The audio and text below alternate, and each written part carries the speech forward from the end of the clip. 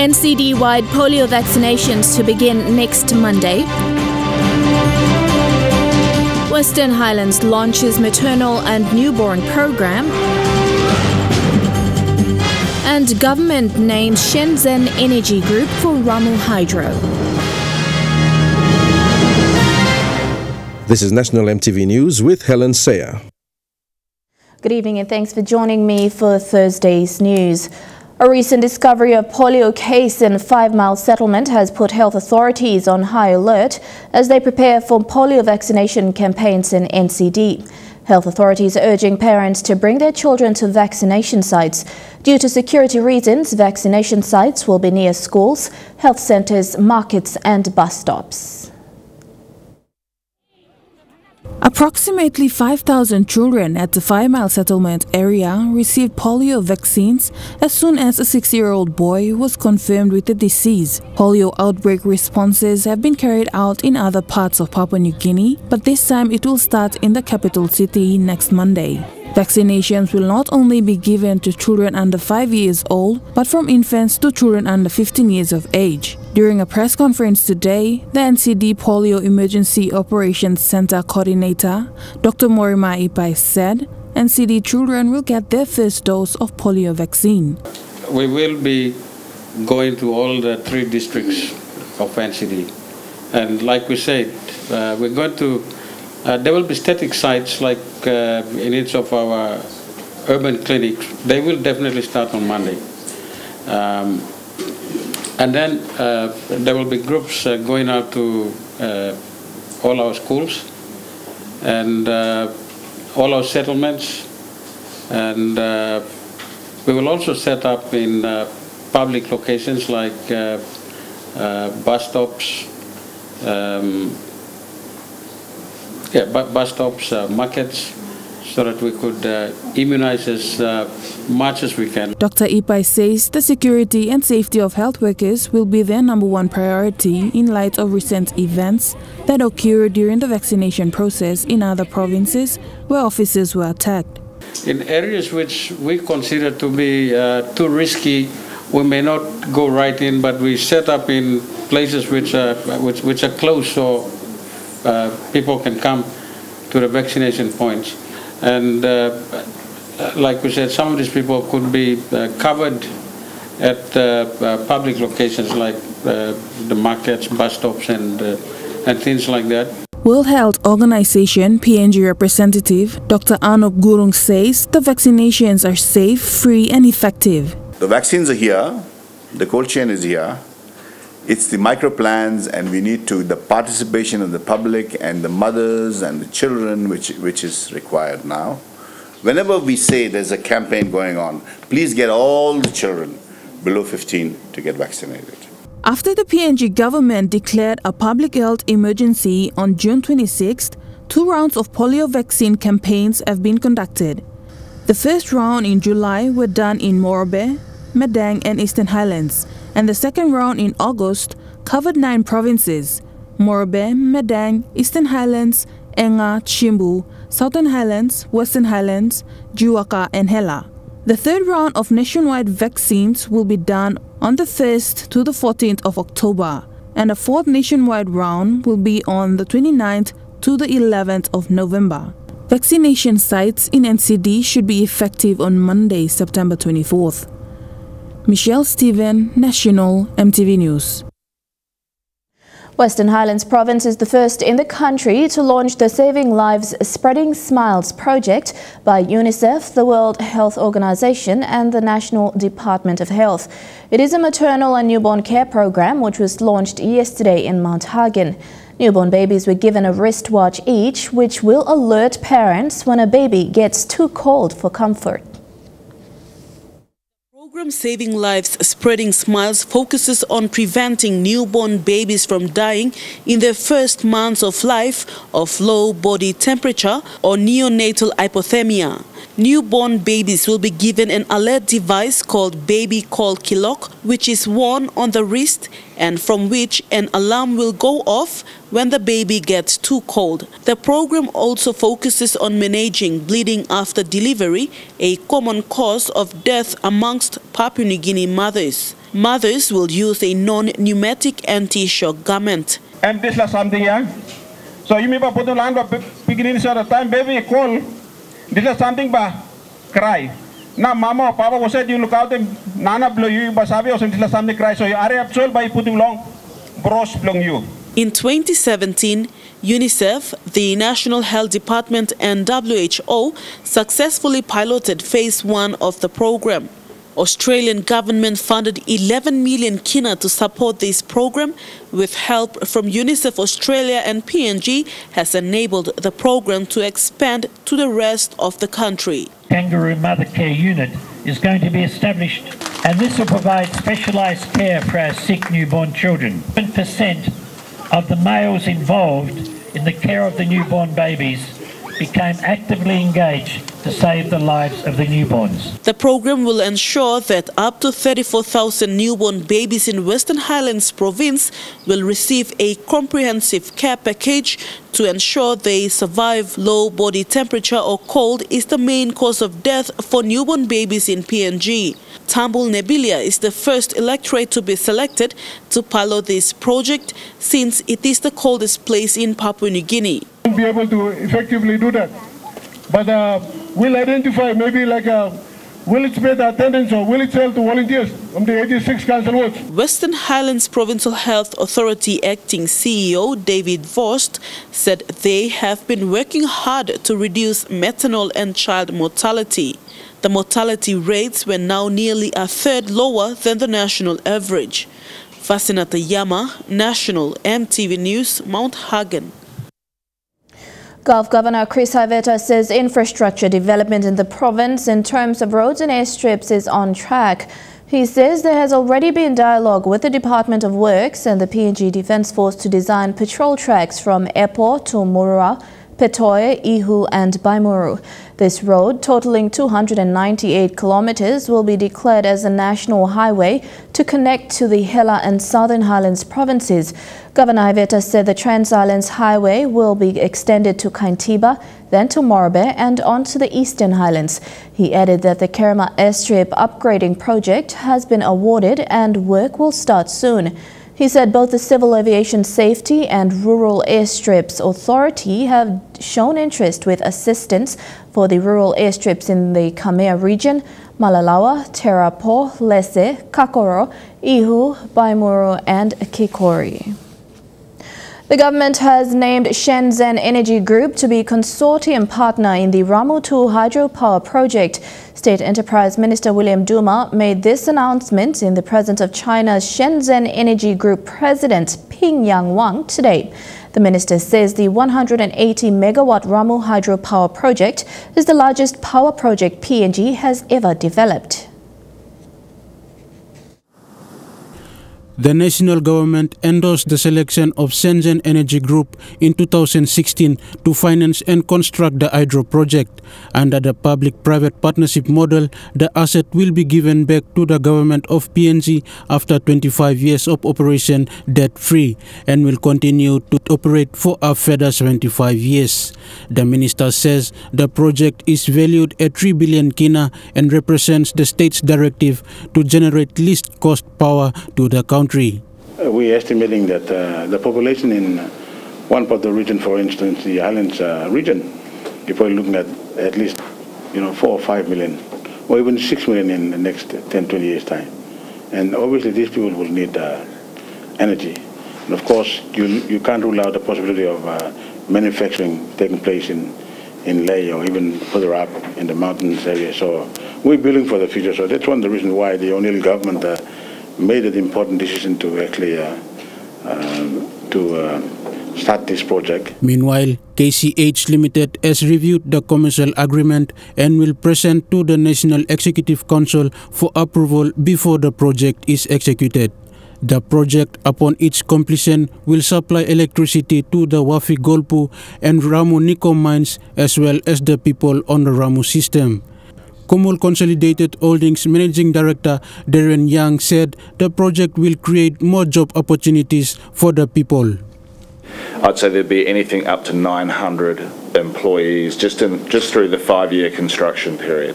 So there will be experts there, but there'll be certainly lots of jobs for our people that are certainly in the construction sector. And as the Minister said, there's a lot of spin-off activities. We've got access roads coming in to provide access. There's the power generation, and then there'll be the transmission to get the power from the turbines out to the project sites at Wafi and Ramu Nickel. Shenzhen Energy Group President Pingyang Wang thanked the government for the confidence of having its corporation deliver PNG's first ever multi-billion kina hydropower project. The project starts on March next year and is expected to be completed by November 2024. Rayon Lakingu, National EMTV News. The Namatanai rural airstrip is now a war of words between the Namatanai district and New Ireland provincial government. In a statement by the provincial government this week, the National Court has ordered a permanent injunction on development and usage of the old Namatanai airstrip. According to the statement, the land was allocated for a new technical college, but the Namatanai district claims the district court struck out the National Court order due to the legal framework of the application. Thus, the Namatanai DDA passed a resolution to upgrade the airstrip and provide an alternate form of transport for the people. The airport had been closed for nearly 20 years. Air travel into mainland Bougainville has received a boost with the recent installation of precision approach indicator lighting at the Europa airport. The installation of these puppy lights was completed on Tuesday this week and was funded by the South Bougainville District Development Authority at a cost of 100,000 kina. The installation of the puppy lights at Europa Airport signaled the first major development since the airport was reopened in December 2014. With the puppy lights now in place, there are hopes that larger aircraft can land at Europa, which has been described as the gateway to Bougainville's tourism sector. According to Deputy Opposition Leader and Member for South Bougainville, Timothy Masiu, the decision for the South Bougainville DDA to fund the installation of the puppy lights was done in the hope of opening up Central and South Bougainville to the rest of Papua New Guinea and also to international tourists whose numbers are increasing. In thanking the Civil Aviation Minister and National Airports Corporation for the prompt response in installing the puppy lights at Europa Airport, Mr. Masiu is also calling on the management of airline companies to immediately schedule flights into Europa as soon as possible, given the high demand for air travel in this part of Bougainville. He has also called on landowners to take ownership and look after the facilities at Europa. In what is seen as a major boost to air travel in Bougainville, it has also been confirmed that Buin Airport in South Bougainville will be included for funding next year through the Carib 2 program, which opens up South Bougainville to more tourism areas with an aim to create a specific tourism product for this region of Bougainville. Meribatulo, National EMTV News. You're watching National EMTV News. Still ahead in the news, Newcrest building its PNG workforce. National Court orders recount of West Sepik regional votes and recommendations to improve the electoral roll and voting not being moved. Those stories and more when we come back. Stay tuned.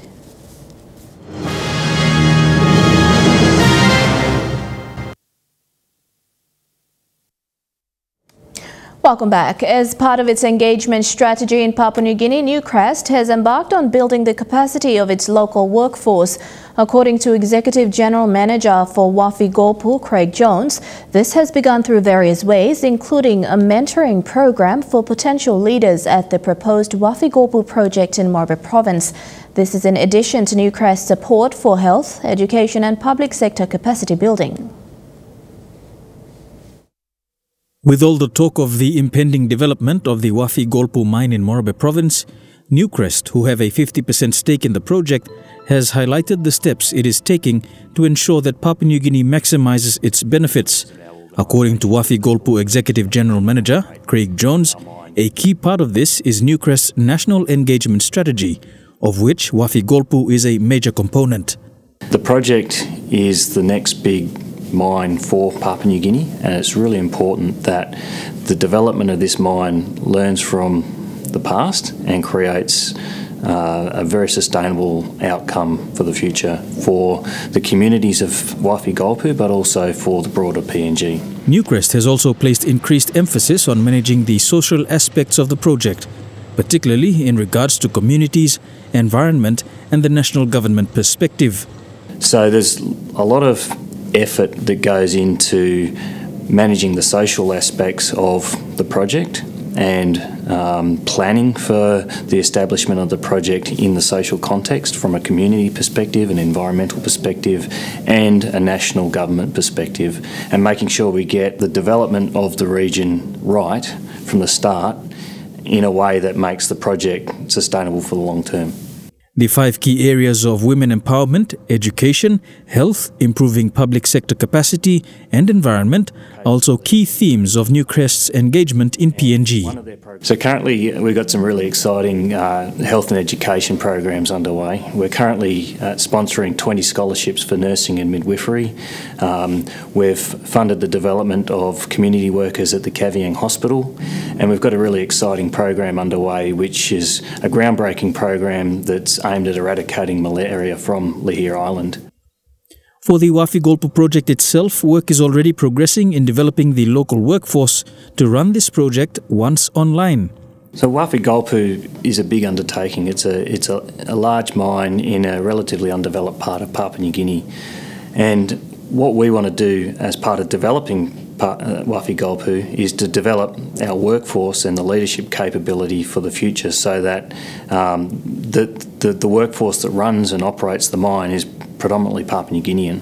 Developing the project's future leaders is also being facilitated through a mentoring program which is going well. The mentoring program is all about providing them with broader life experience and industry experience that you wouldn't normally get through the university program.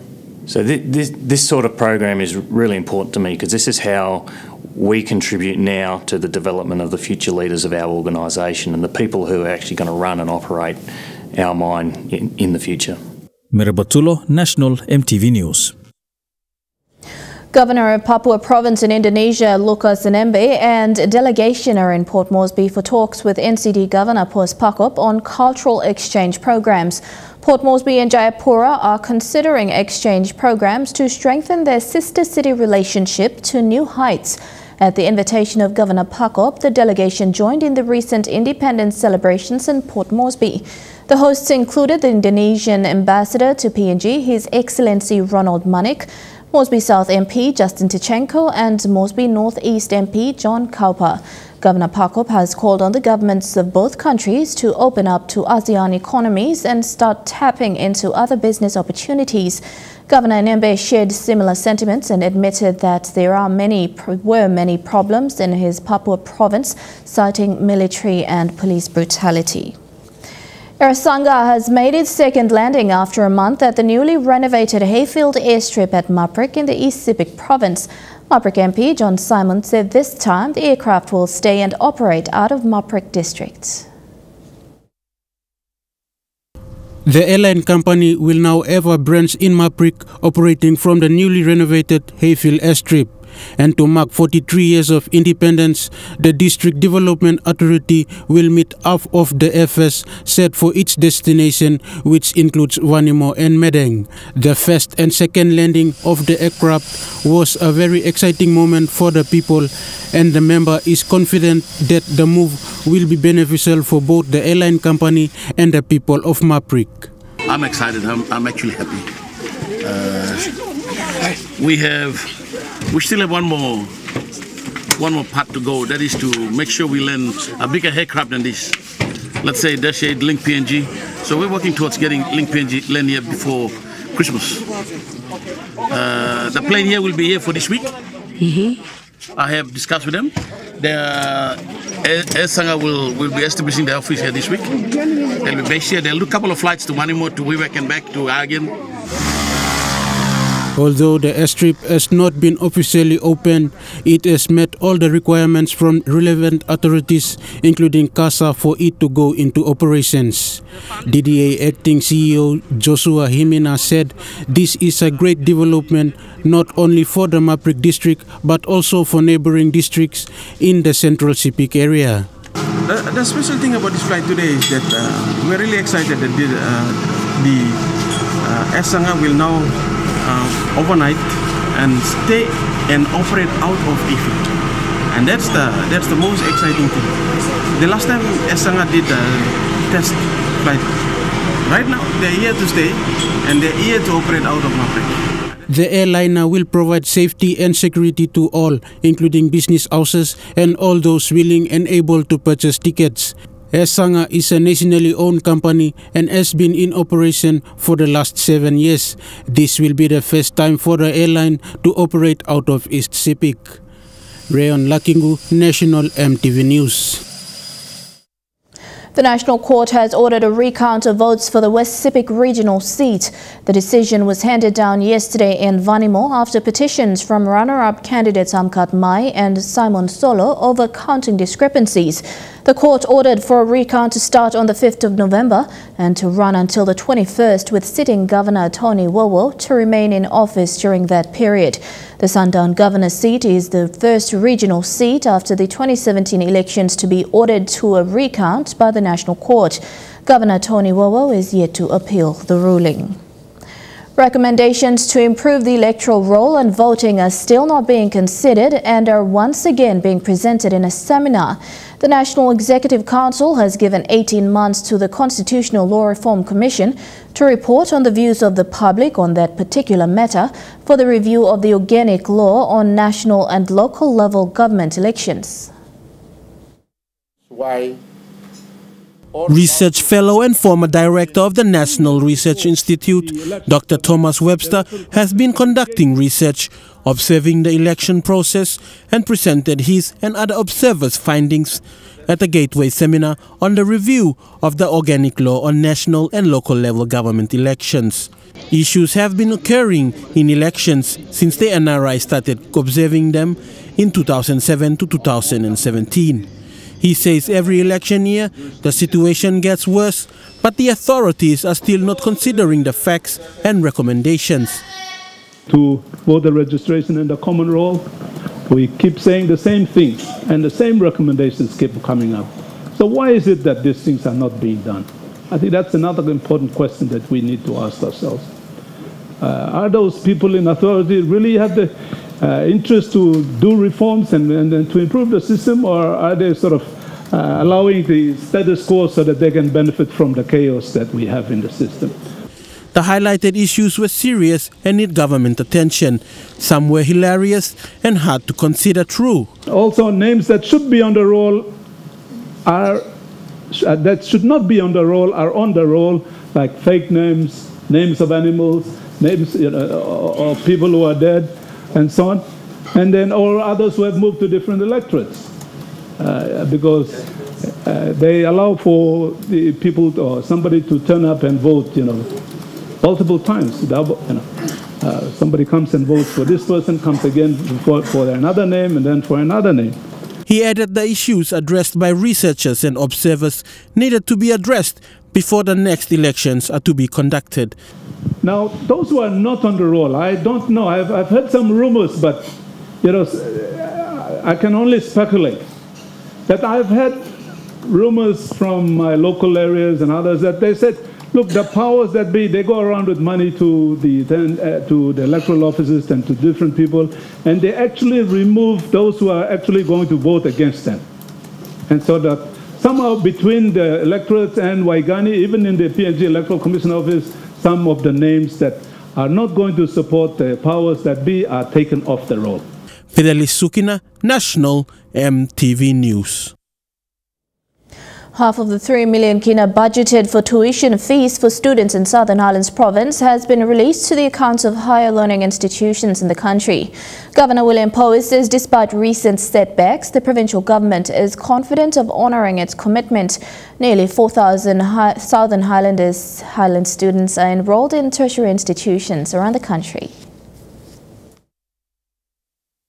The Southern Highlands Governor and Administrator were present this morning to announce the release of 1.5 million as payment for tuition fees.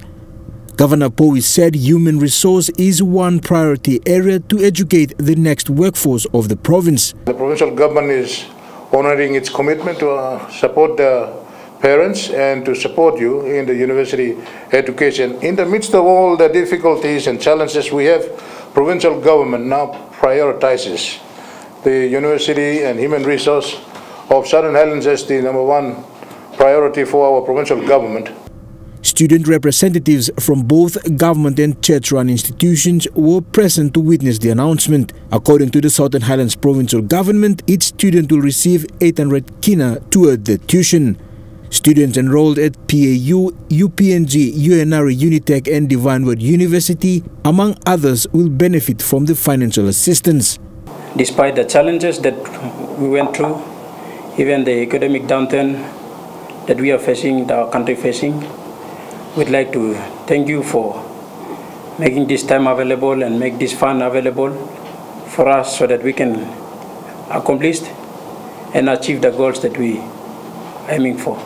It's a big relief to our sponsors, especially the parents, poor parents back in the village, and other sponsors who sponsors us. It is a big relief. And that money, if some of us we already paid, then we'll take forward for next year's studies. Meanwhile, Governor Poe said the province is slowly recovering from the disaster and recent unrest in the province, but says priority areas in health, education, law and order, including agriculture, will be supported. So whilst you empower the people, you fix the law and order through reconciliation and peace initiatives that we are taking on board. Then the administration can focus on the stability and governance and delivery of services. That's the way to fix the province. The 1.5 million is part of the 3 million allocated in the 2018 Southern Highlands provincial budget. The remaining will be released upon completion of paperwork and reports from the first payment. Jack Lepava Jr. National, MTV News. This is Thursday's news. We take a look at stories making headlines overseas after these short messages. Stay tuned.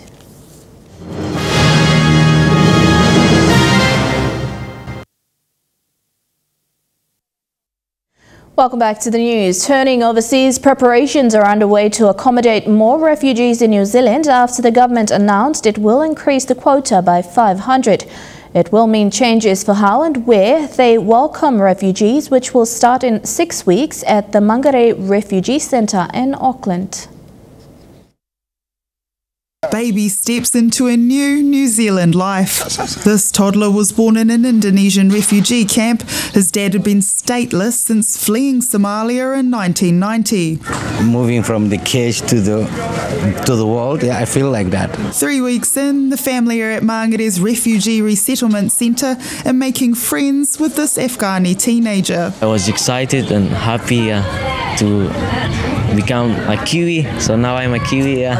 This whole centre operates like a small village. It's now a growing village after the government confirmed it's raising the refugee quota to 1,500. Yeah, I almost cry because there are so many people who also are waiting. And we will have to look at delivery model. At the moment we have 6 intakes, we may change them to 7 intakes. The centre currently has 196 beds across 6 blocks, but it's expanding to meet the demand. New building projects will take it up to 250 to 260 beds. New Zealand takes on refugees based on referrals from the UN. But in the last decade, we've taken on more refugees originally from Myanmar and Bhutan than anywhere else, and more recently from conflict zones like Syria and Afghanistan.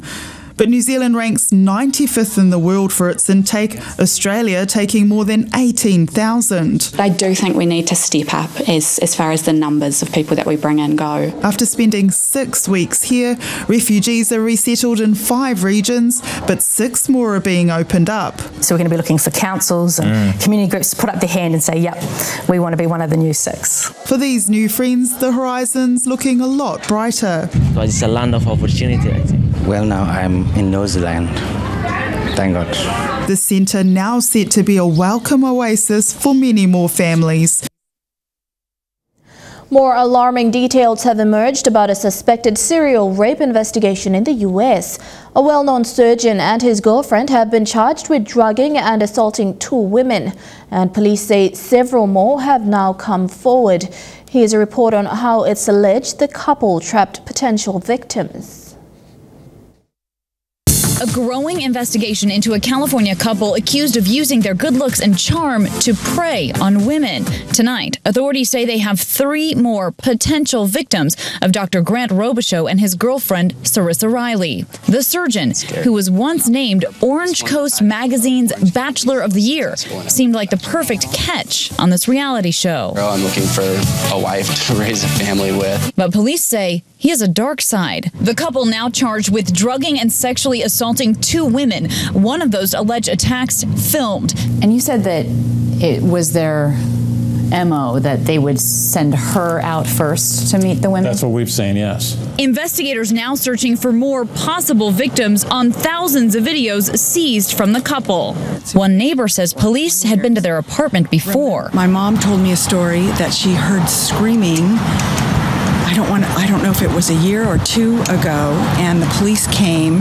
The district attorney's office tells me it's possible they could have hundreds of victims, but we know since yesterday 3 women have come forward, and we're learning late today of possibly 3 more.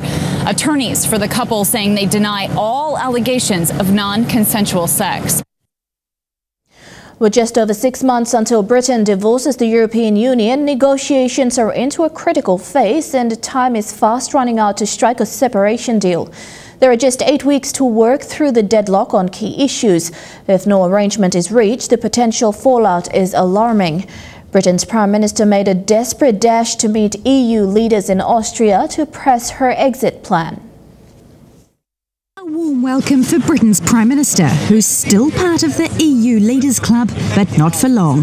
Let's pretend this is the EU and this is the UK. They joined together in 1973, and for the past 45 years they've agreed on all sorts of rules and regulations around trade, borders and laws. But come 29th of March, the UK is leaving the EU. It's never been done before, and officials are now trying to work out how to unscramble themselves from the EU and go back to being like this. And the clock's ticking. Theresa May got just 10 minutes to sell her exit plan to the 27 leaders who hold her country's future in their hands. As deadly winds lashed Ireland today, in Salzburg a storm raged over the future of the Irish border, the only place where Europe physically meets the UK. The UK's proposals will need to be reworked and further negotiated. The EU wants to keep free trade lines open between North and South. Britain fears it would lose Northern Ireland to the EU. I don't think we're any closer to a withdrawal agreement than we were in March. And negotiators are clear, there is no Brexit deal without an Irish border solution. So who'd want this lady's job right now? Theresa May's Brexit plan is even dividing her own party, but she's made it clear it's her deal or no deal. It's the only credible and negotiable plan on the table that delivers no hard border in Northern Ireland. And if the EU and the UK don't agree on a trade deal by mid-November, industries on both sides of the Channel face a financial cliff face. Brexit could be good news for Kiwis, though, like Kathy Allen, the speech and language therapist reluctantly heading back to New Zealand, unable to extend a visa despite the National Health Service's best efforts to keep her. I've been trying for the last 6 months every month, and the reason it hasn't gone through was just kind of with these visa caps. The government's own advisors now recommending the highly skilled migrant cap be scrapped. It would be a lot easier, I'd be able to stay here. But life after Brexit is far from top of mind. The two sides have 8 weeks to get a deal signed, and time is running out. After years of speculation, it's thought Captain Cook's ship Endeavour has been found. Archaeologists are almost certain they've located the wreck of America's East Coast nigh on 250 years after Captain Cook sailed around the Pacific. Just 10 metres beneath these yellow buoys could be the ship that brought the first Europeans to New Zealand's soil. Archaeologists convinced Captain Cook's Endeavour is at the bottom of Newport Harbour in Rhode Island. I jumped at the possibility to actually go to the site. It's the most fantastic spot. Dave Moran was visiting Kiwi archaeologist Bridget Buxton on the left, who's been working for some years to identify the ship. It's in very muddy conditions. Visibility is really, really bad. All you've got is you've got the hull under the mud. And Dave says just a few timbers sticking out above it. The next step, formal identification. Funding needs to be raised to actually excavate down through the mud, take a piece of a timber off the hull, and then get it analysed. The 50-cent coin might be the closest encounter most of us have had with the endeavour. Its replica sailed around the country in 1995, and it's due back next year as part of our 250-year commemoration of Cook's first voyage here. It was later scuttled during the American War of Independence to form a blockade. There are 13 wrecks in the area. Researchers initially narrowed the search down to 5 and are now confident they've narrowed it down to 1, ironically in a location home to the America's Cup for more than 50 years.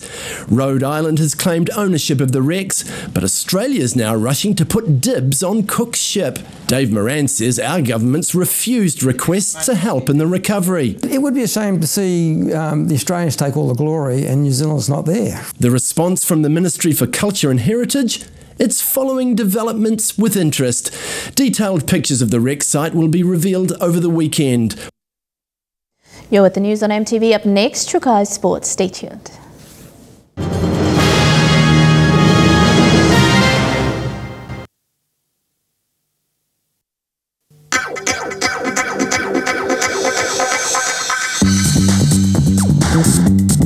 Newcrest Sports.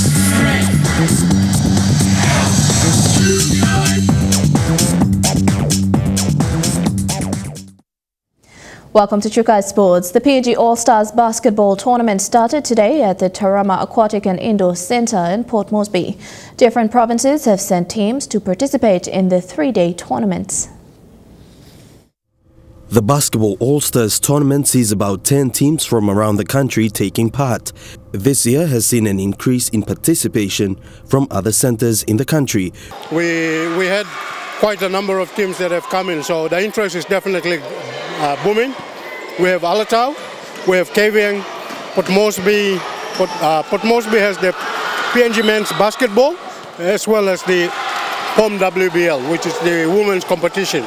We also have Daru who have joined us, which is very good, Karema, and so yeah, we definitely having good numbers again this year. Though NCD may be regarded as a force in this year's competition, PNG Basketball President Nick Dara says the level of competition has increased, with other provinces showing promising signs in the first day of competition. Definitely a great improvement, especially smaller centres like Karema and Alatau. I would like to make mention of the effort that they've put in. Alatau especially, they've got a very good basketball court that they've put up. So they're picking up to standards now with the competition that we have here in Port Moresby. The competition will run for 3 days, with the finals to be held on Saturday at the Tarama Aquatic and Indoor Centre. And then the games, the last round of games might wind up at about 8:39 p.m. tonight. Tomorrow morning we start at 11 and it goes all the way up to whatever time it finishes in the evening. On Saturday, we do the crossovers and then the finals and grand final. Elijah Levette, National NTV Sports. The PNG All-Stars tournament will be used as selections for the train-on squad for the Pacific Games next year. And with many new talent being showcased at the Basketball All-Stars tournament, PNG Basketball President Nick Dara says selections will be difficult.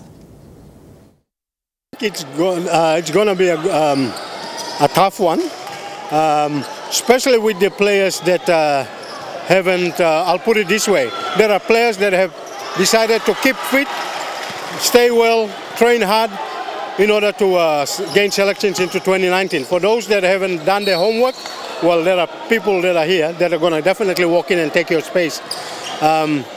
So I'd like to encourage all the players that are taking part to put in their best effort, best performance, and make it tough for the selectors here. This is MTV's Newcrest Sports. We continue with more on the other side of this break. Stay tuned.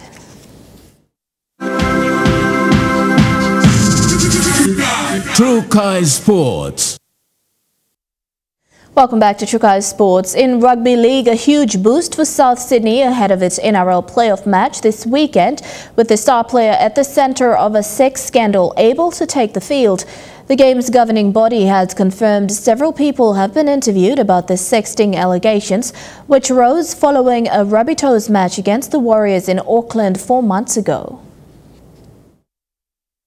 Just 2 days out from the preliminary final, NRL boss Todd Greenberg has fronted the media to guarantee there will be no South Sydney player suspensions until a 16 investigation is complete. For us to be able to land at a conclusion and complete the investigation, it requires us to try our very hardest to talk to as many people as possible, and that's what the integrity unit are doing at the moment. That's reassuring for the Rabbitohs pack leader Sam Burgess, whose phone was allegedly used to send lewd video and texts to a 23-year-old woman. And I'm happy for them to get to the truth, I really am.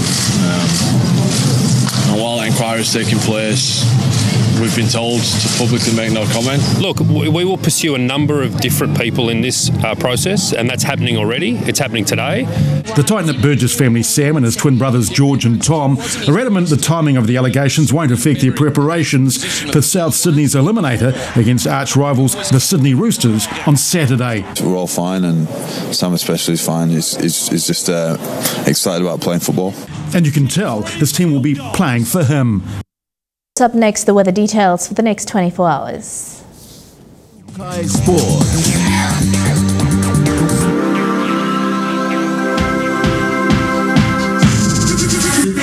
True Kai Sports.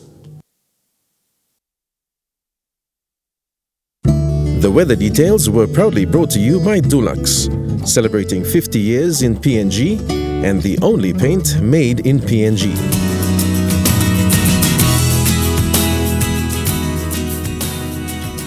Looking at the weather forecast for this afternoon and tonight, in the southern region, showers at times in Port Moresby, shower or two in Daru, rain showers in Kirima and Alatau, and showers in Popondetta.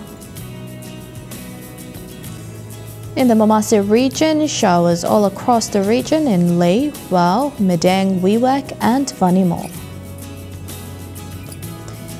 In the New Guinea Islands region, a shower or two right across the region in Lorengau, Kavieng, Kokopo Rabaul, Kimbe and Buka. And in the Highlands region, Mount Hagen, Goroka, Kundiawa, Mendi and Wabe can all expect rain showers.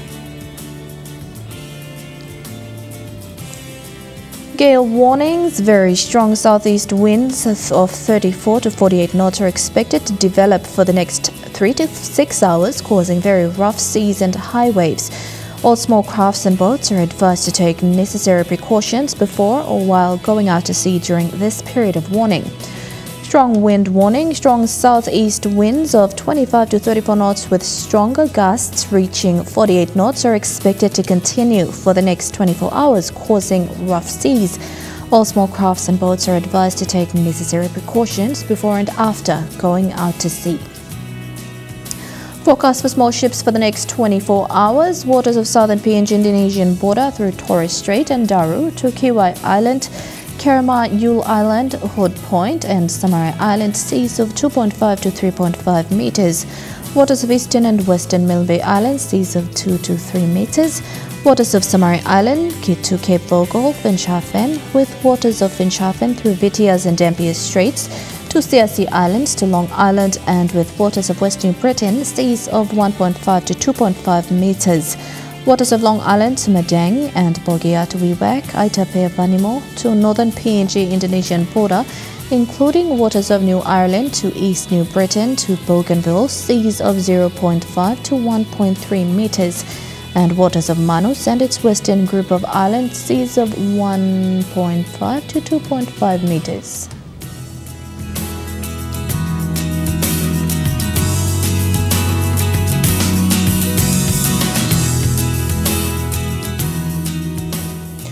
Ocean forecast for PNG areas in the Coral Sea, seas rough with southeast winds at 25 to 34 knots, and in the Solomon Seas, seas moderate to rough with southeast winds at 15 to 20 knots.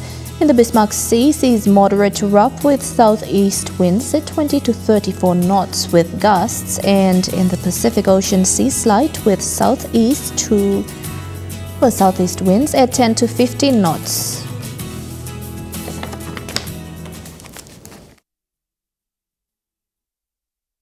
The weather details were proudly brought to you by Dulux, celebrating 50 years in PNG and the only paint made in PNG. And that's the news, sport and weather for today, Thursday, September 20th, 2018. On behalf of the entire MTV News team around the country, pleasant viewing. Good night.